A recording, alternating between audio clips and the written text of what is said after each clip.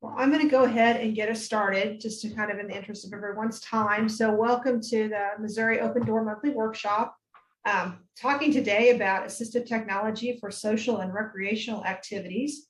It's a mouthful. And this is actually, we didn't say this, going to be part one. We're going to do a similar topic with different things next month because there was just so much for us to do. So go ahead, Angelina. And I'm Julie Reynolds. I'm with the Institute for Human Development at the University of Missouri, Kansas City. And we are the holder of the No Wrong Door for some things in Missouri. So again, thank you guys for being here. I've got a couple exciting events I want to talk about, do a very brief overview of No Wrong Door. For our LifeCourse moment today, I'm going to talk a little bit about the Integrated Support Star. And then the star of our show, Really Scout, is going to talk about assistive technology and enjoying the great outdoors. Angelina is our executive producer there. You can see her. She's all dressed all warm. So the first thing I really wanted to talk about with our exciting events is the LifeCourse Nexus, which is housed at IHD, is actually going to have their in-person showcase. I like to call it the Showcase Showdown. I don't know if they like it when I do that or not, but I do anyway. But that is going to be in Kansas City, Missouri. We're actually going to do a live what we call a showcase. You can call it a conference, but we don't like to because we think it's way more fun. It's going to be April 13th and 14th in Kansas City, Missouri. And you can kind of just see the registration right there. But if you even just go to our lifecoursetools.com website, you'll see something for the registration. You can go take a look at that. We have some plenaries planned. We have some great breakouts around all the things that we do that will hopefully interest you all around the life course, the philosophy, the tools. The people planning it tell me they're planning good food and good snacks. So I just don't know how you can beat that. Okay, Angelina. And I just wanted, we talked about this last month. This is the last day of the Virtual Technology Summit is the 23rd, which I think is tomorrow. I have trouble keeping track of days. But just some information there that there's one day left. They've had a couple other days of it.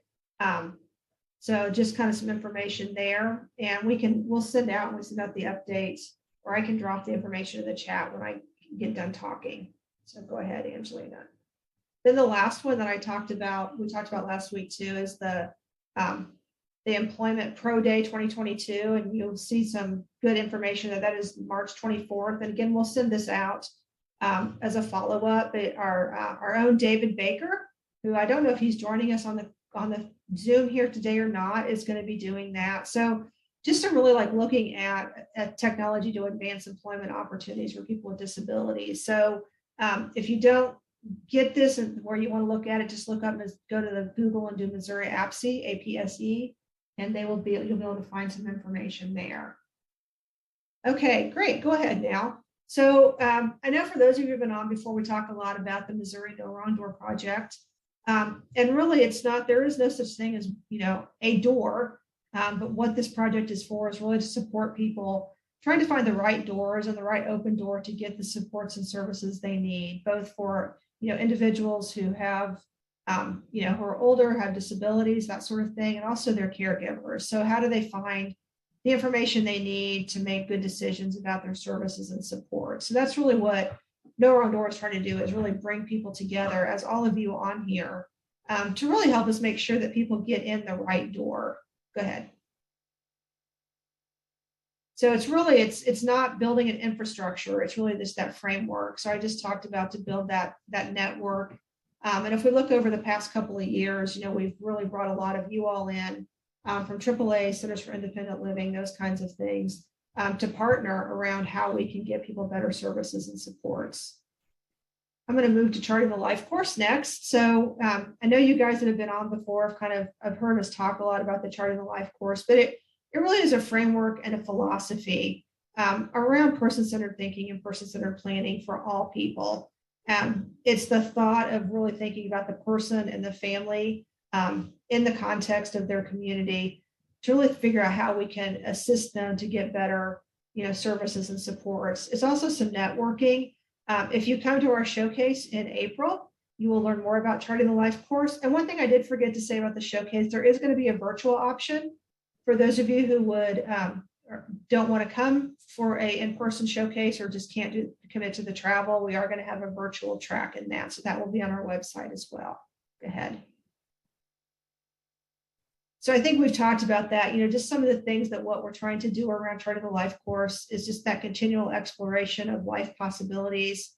Part of our partnership with Missouri Assistive Technology is really not only to have you all learn about how you can help explore that with families, but then what are some of the many technology things that can be used to help families, really get to their best life. So things like sharing ideas, we set higher expectations, really advocating and planning for what is coming up next. And I think, these assistive technology partnerships we have where Scout or David come on and talk to us about all the things that are available. And we think about it in the context of the family and the individual through the LifeCourse, I think is a great way to bring everything together.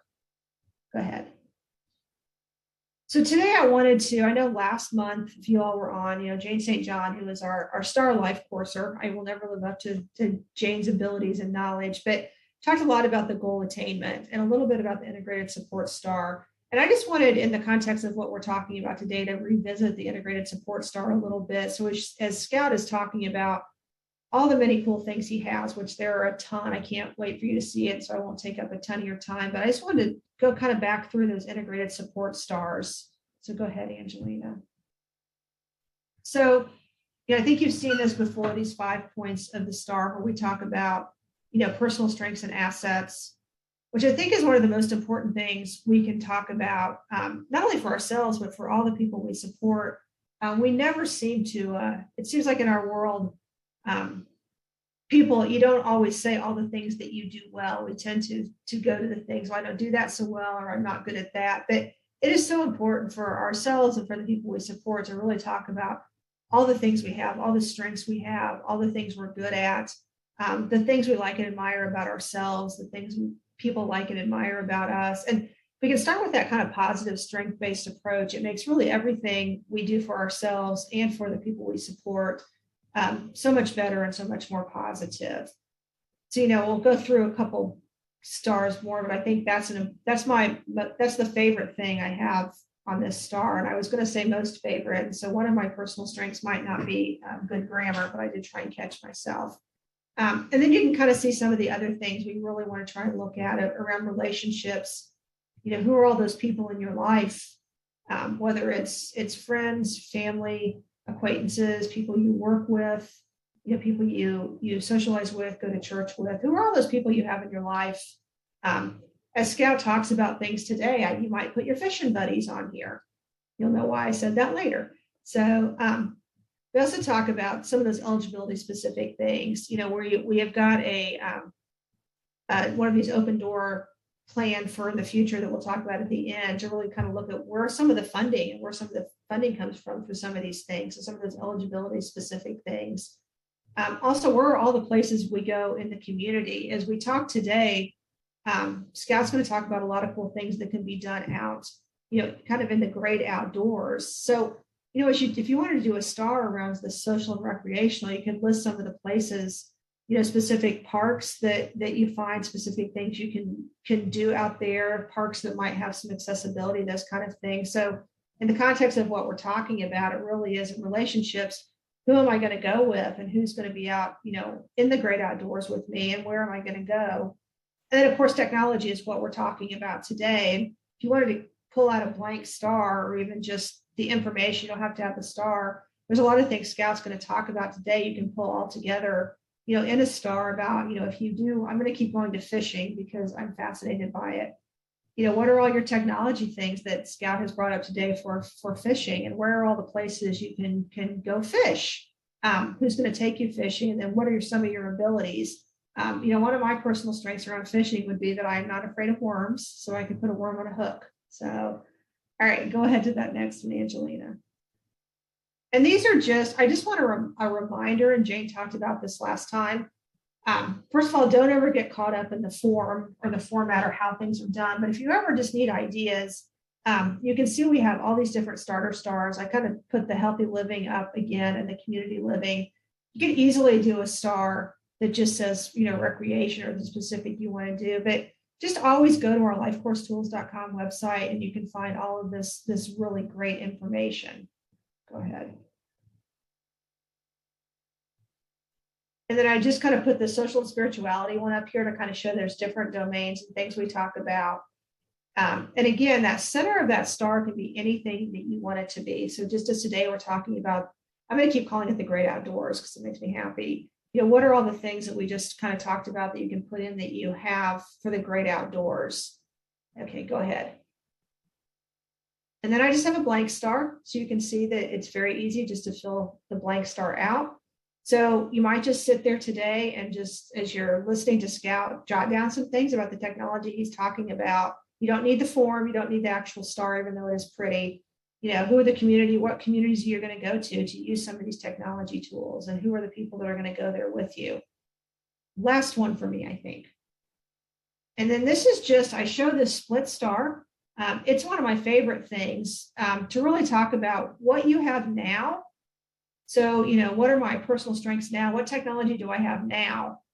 And if I want to be going out and doing, you know, something, doing hiking or going to trails, what do I need in the future and all these things? So I show you this as just a very quick overview, but just to kind of remind you, one, you don't need the actual tool to do this and think in those different ways around, you know, assets, relationships, community, and technology. But we always have those up on our website for you guys to take a look at and use. Go ahead. So then there's the links again, and I will throw those in the chat as well when I get done talking. I can't do two things at once. Okay, next one. And now I'm going to turn it over to Scout, who I'm going to let him introduce himself. Hopefully he's got some things to show us, and I think it'll be very cool. Thank you. Okay, my turn, and I don't know if you guys are seeing, I had some strange thing going on with my white lines of my sweater, so sorry if that's bugging people. All right, so I am here to talk about the enjoying the great outdoors, like Julie said, and you know, going outside and talking about outdoor activities, there's, you know, probably about 1,000 ways that you can take this. So I decided to just stick with kind of the wild side of things for this presentation, so we can kind of go forward. And you know, as I think about what can we do outside that is kind of accessible activities, and I think, you know, looking at wildflowers or plants in general, but there's different apps. This Missouri Wildflowers is an app that you can use without an internet connection, which is very nice, and you can identify plants, predominantly flowers, and you know, whether they're wildflowers or even bedding plants. There's different apps, lots of different apps that will identify all kinds of plants. But what a great thing to do when you go outside is to talk about differences in plants and the flowers and the, you know, whether the colors of them, whether they're blooming early or late. But just there's a variety of apps to do a simple project like looking at flowers. So we're going to go on to the next one, the next app, which is a tree identifier.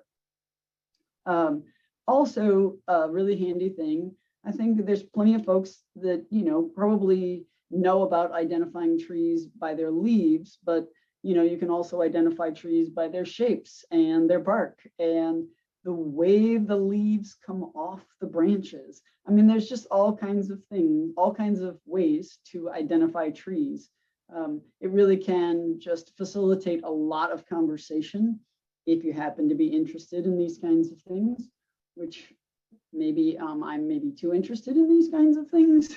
But the My Tree ID is a great app for identifying trees. And you know, look at another app, which is if you want to identify something that's not quite so still, maybe the Audubon Bird Guide would be a great app. So over 800 species of North American birds are identifiable through the Audubon Bird Guide.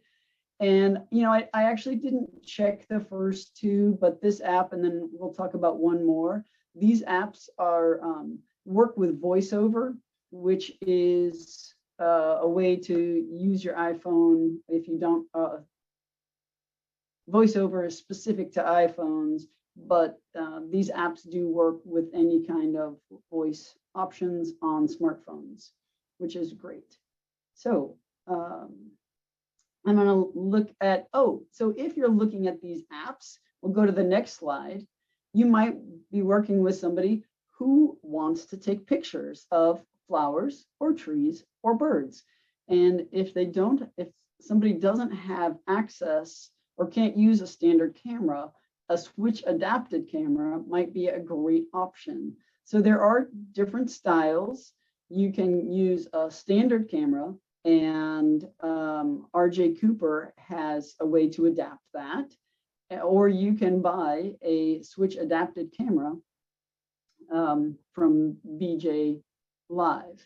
So there's just all kinds of ways to get out and enjoy nature. All right, so I have one more app which might come in handy, which is the Missouri Department of Conservation has an app called Mo Outdoors. Again, this one also works really well with VoiceOver, but this app actually lets you know about all the conservation areas in Missouri. So we have over 1,000 conservation areas in this state, which is great. They have all different kinds of features. I can't say they're located in every county. I didn't actually check, but they are really all over the state. But the great thing about this app is that it will not only give you details and regulations about each conservation area, but the ADA compliant features are listed right there, super easy to find, and just right there when you pull up each site. And there are interactive maps that you can use offline, which is also very nice. Nobody wants to get lost. And you can get directions with your preferred navigation app. So I really recommend this Missouri Department of Conservation app, Mo Outdoors. And I recommend getting out and seeing your local areas. I will just take a second to say, I think sometimes when we think about recreation for people with disabilities, I think it's easy to limit ourselves to okay, we need to do things. We think of indoor things, but there is a lot of outdoor spaces and activities that either are or can be accessible to a variety of folks. All right, let's go on. So you might find great information on the Department of Conservation's website about where your conservation areas are located. But I will say that, there's a reason I chose this image for the website. So when I was looking around for the ADA compliant features on the website, let's go to the next slide. So I scrolled all the way to the bottom and found in this little yellow box, there's where you go to find accessibility information. And when I clicked there, I didn't even put it. It took me to one page and told me that you are allowed to bring your mobility devices to any conservation area. Good job. But it did not tell me any of the ADA compliant features. And I'm sorry, I don't mean to, make fun of the Department of Conservation. I think very highly of our wild spaces. But it was hard to find the ADA compliant features through the website, but through the app, super easy. So I recommend the app. All right. So So then I threw this in. Okay, so what makes a park accessible? So of course, after you get to a park, you would, if you need accessible parking, that's the first thing. So there should be signage, there should be room for a van and space to unload if that's a need. We need a paved or compacted path from the accessible parking around the area and to any features. That would be it. The path should be wide enough to accommodate at least two, maybe three people walking, or a wheelchair and a companion.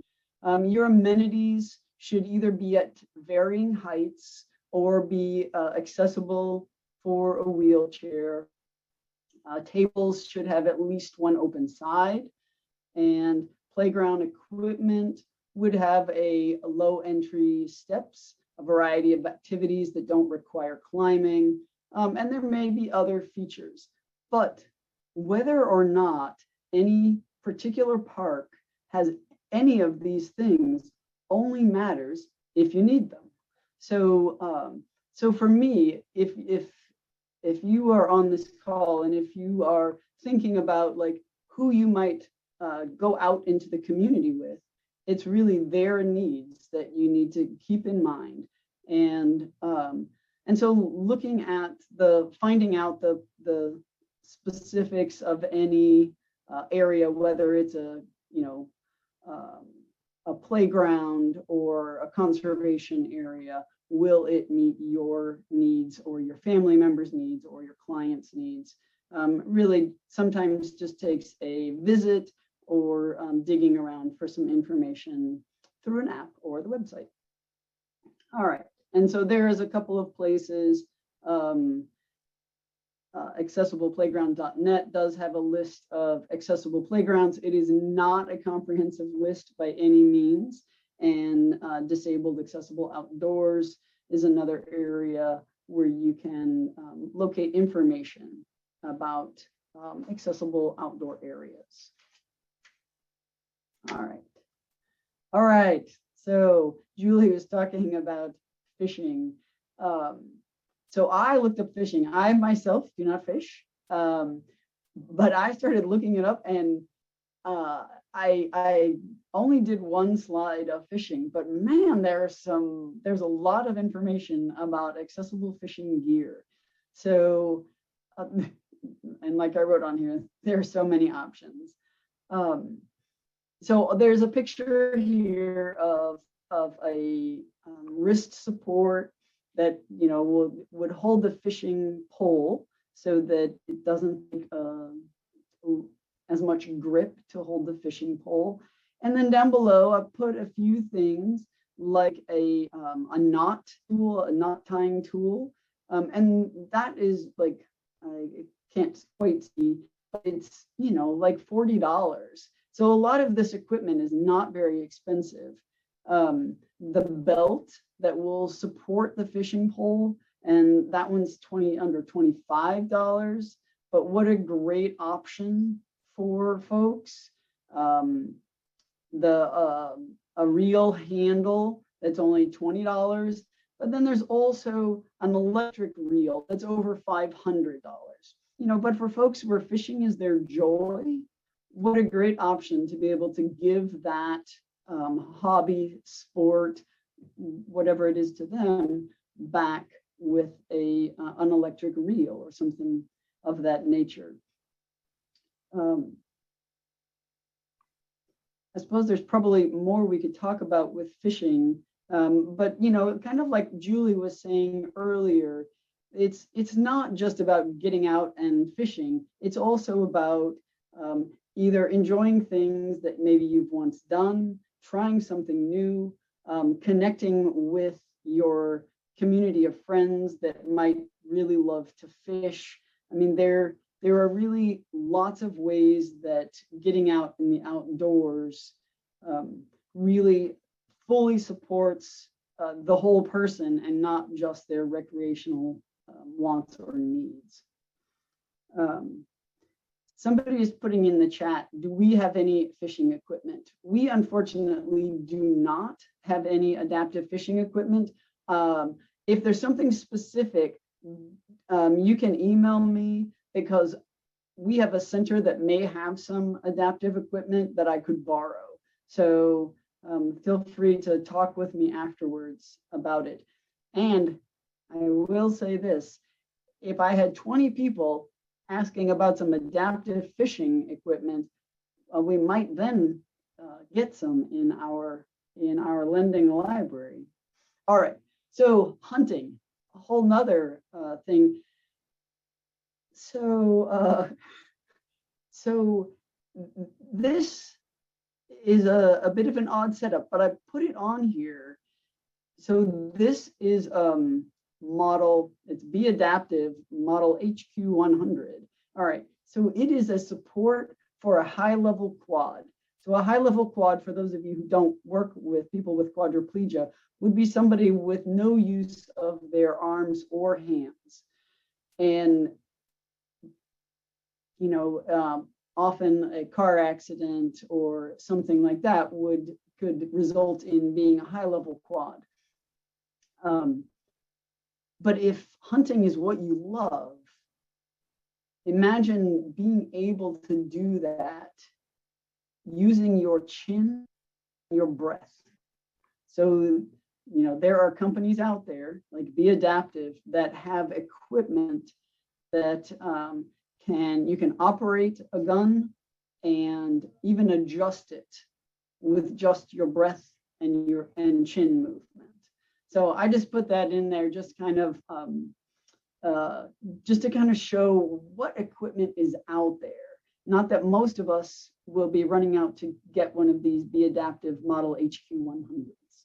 All right, but there are some other hunting devices that, you know, are a little more reasonably priced and in a little more broad appeal.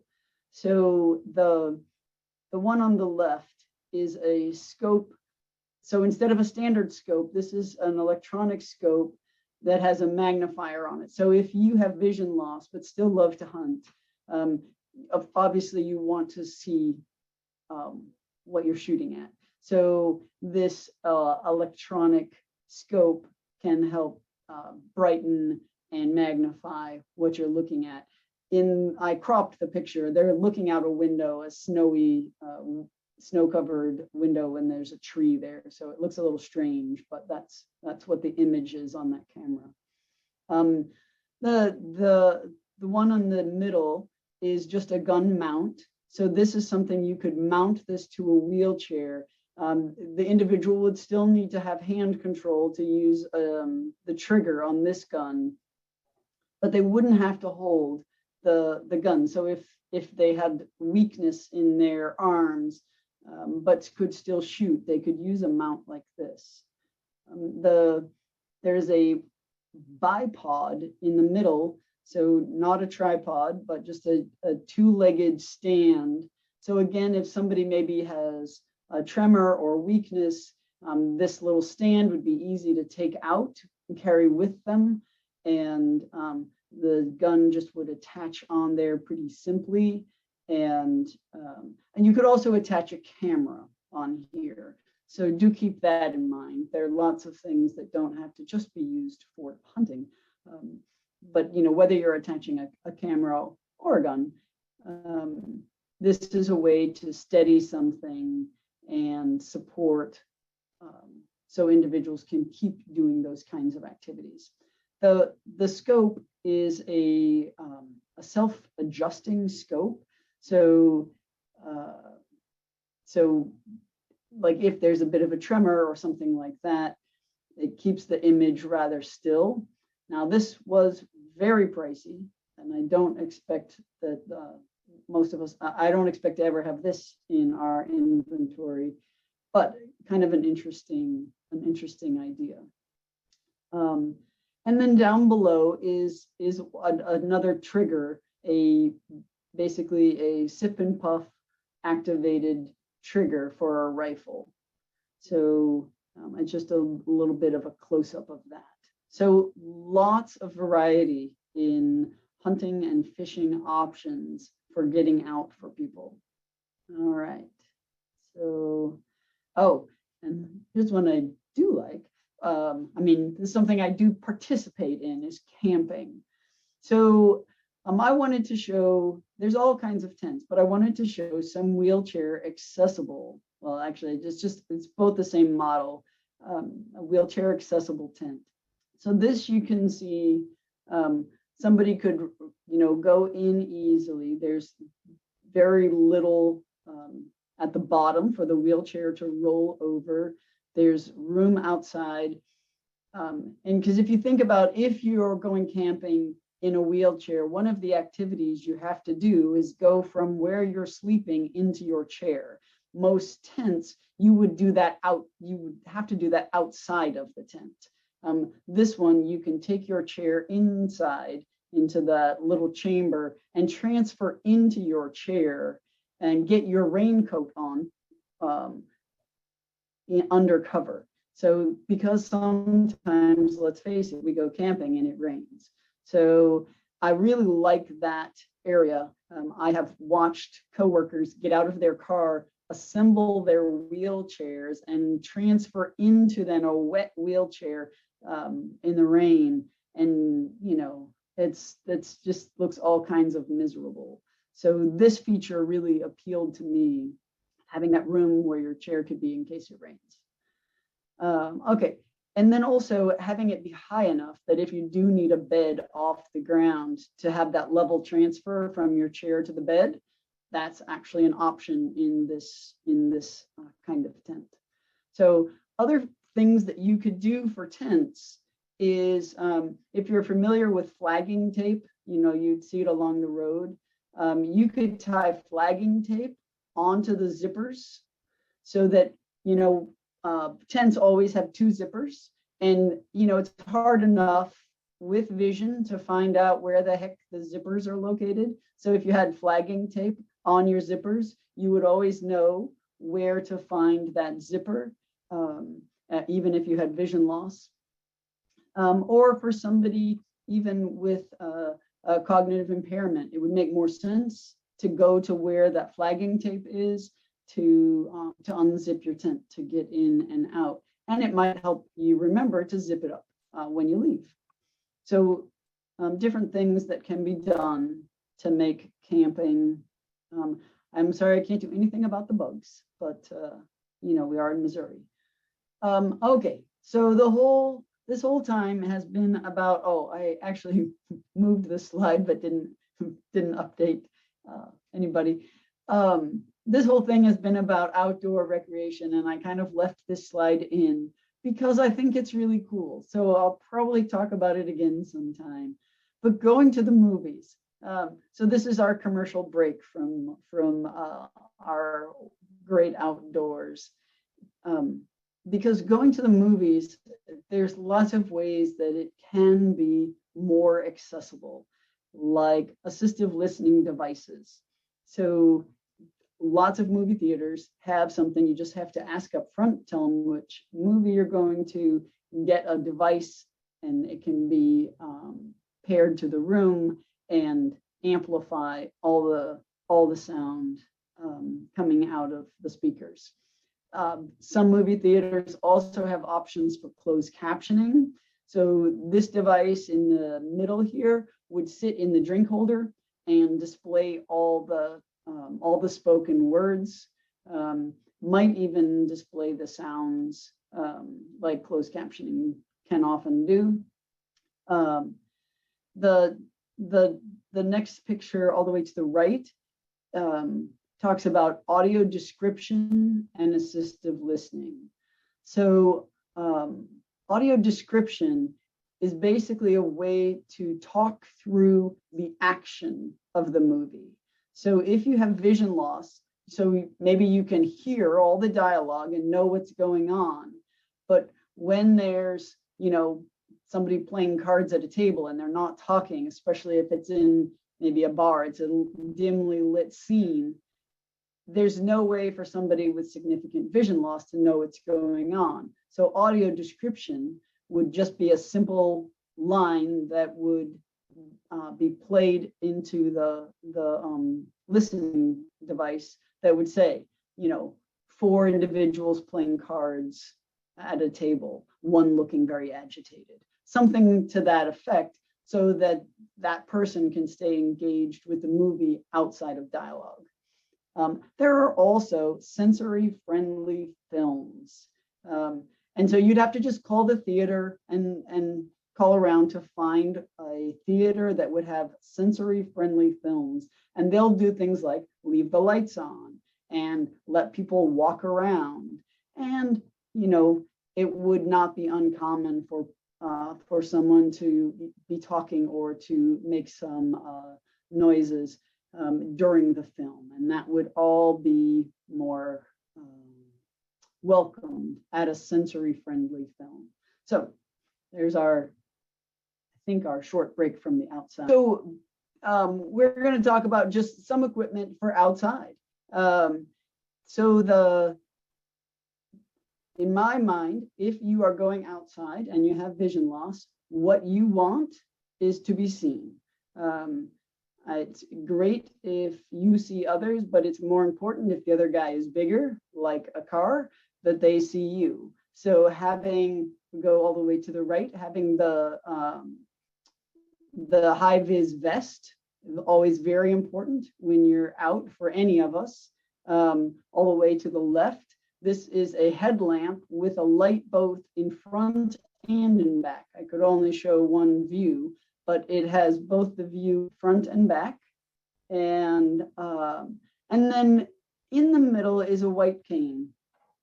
I threw this in here because I think when you're getting out and about, whether you are in a kind of a controlled or uncontrolled space, like a wild space or a city street, having the ability to find information on your own. I've talked to some people who say, oh, my wife tells me whenever there are stairs, my wife tells me whenever there are this, but I try to remind people that the white cane is a simple light, it doesn't take much to carry it, stick that can give you that information on your own. So, it is one of those pieces that I often recommend. All right. So there's lots of ways to get outside and enjoy more terrain with a variety of mobility devices. So I have talked about before, and I always have to mention the transport wheelchair, the lightweight transport wheelchair. The fact is that it's great for caregivers. It's great for individuals who want to get just a little further. I'm a huge fan of the transport wheelchair. The chair in the middle is an all-terrain chair.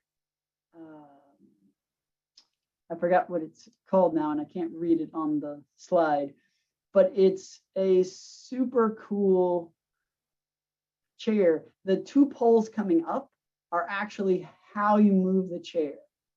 So it does take somebody with upper body strength, but this will cover almost any kind of ground. And those 2 levers give people a lot more leverage to move the chair. It's very cool to watch a video of folks going up over all this rocky terrain in this chair.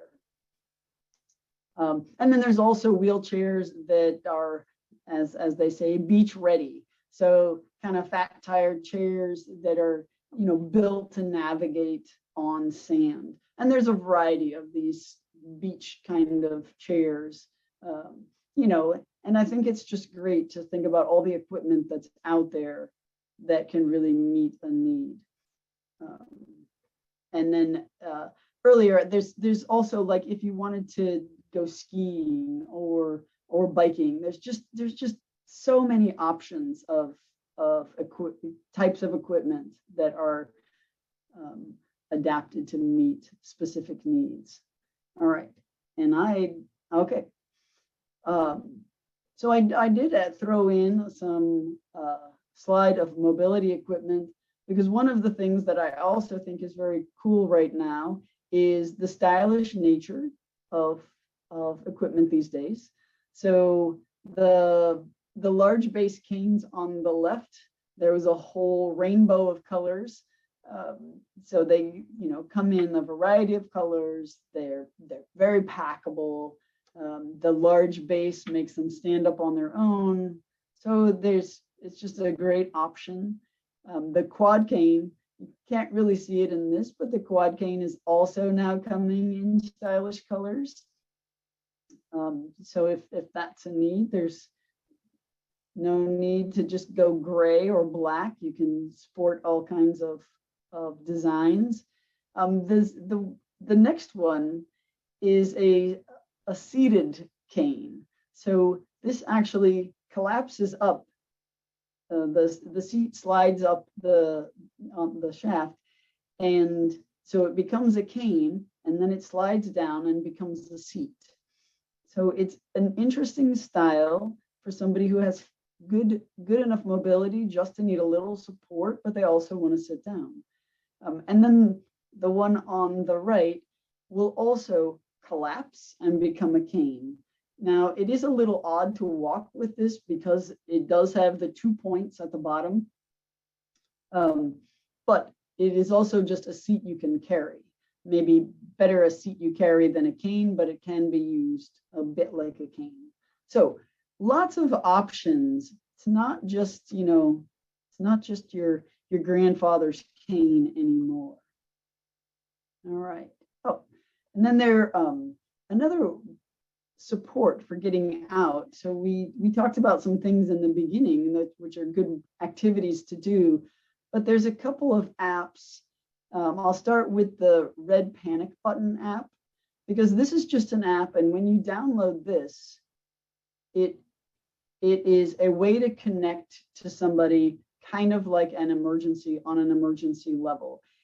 The free version, I think, from what I could tell, sends an email, which does not sound like a panic way to get somebody's attention.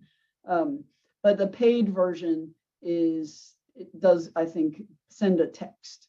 So, but it's a really easy way with very limited level of thinking to be able to just go to that panic button app and connect to somebody. This other app that I found, there's a woman locally in Kansas City who developed this one, which I think is very interesting, and it's called Smart Steps Mobile, and it is for decision making. And it gives you some options on the front with things like, I'm lost, my ride is late, I've lost something, and a couple of other options. So this is actually designed for college students who maybe have limited decision making when under stress. So I think this actually works for a broad audience.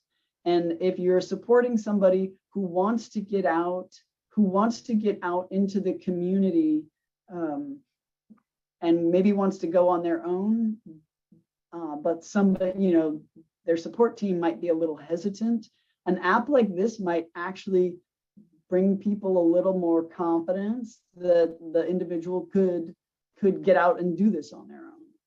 So I don't know. I think that there's something very worthwhile about this app called Smart Steps Mobile, and it is new information to me. So I am sharing it with you after just having done as much research as I can, but I haven't used it yet.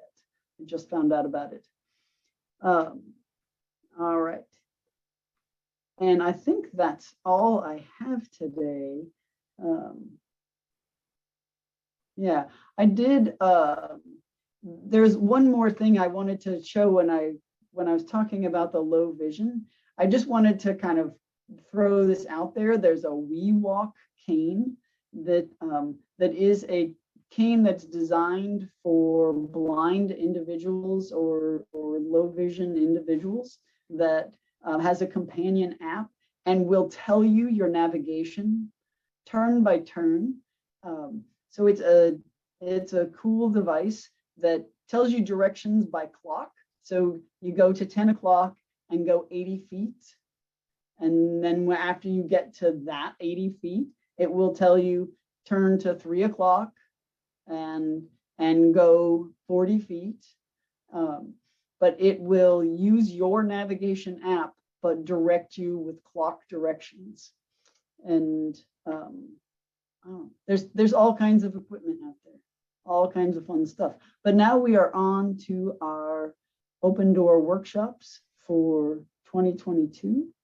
And Angelina is going to tell us about those. All right, so I'm going to go ahead and send out a closing poll to everyone as I'm wrapping up here. We have the upcoming mod workshops and what their topics are going to be. And you'll see on there, we also have a note for later in the year, but that November and December's are going to be moved around just a couple days so that we can accommodate for the holidays. And in about a week or so, you're all going to go ahead and get a copy of the slides as well as the recording. That way you guys can go ahead and view everything that we talked about today. And if you want to go ahead over to the LifeCourse website, you can find all the tools and everything that we talked about as well.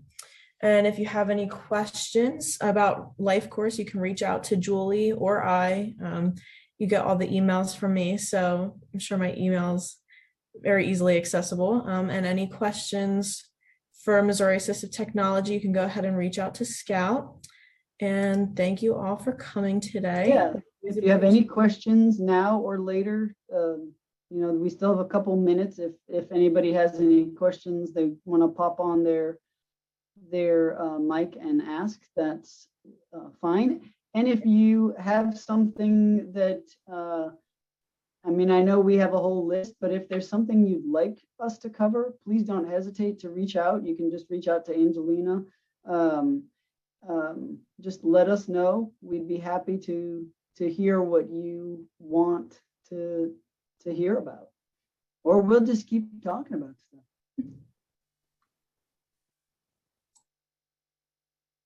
Okay, I don't see any questions. What was the name?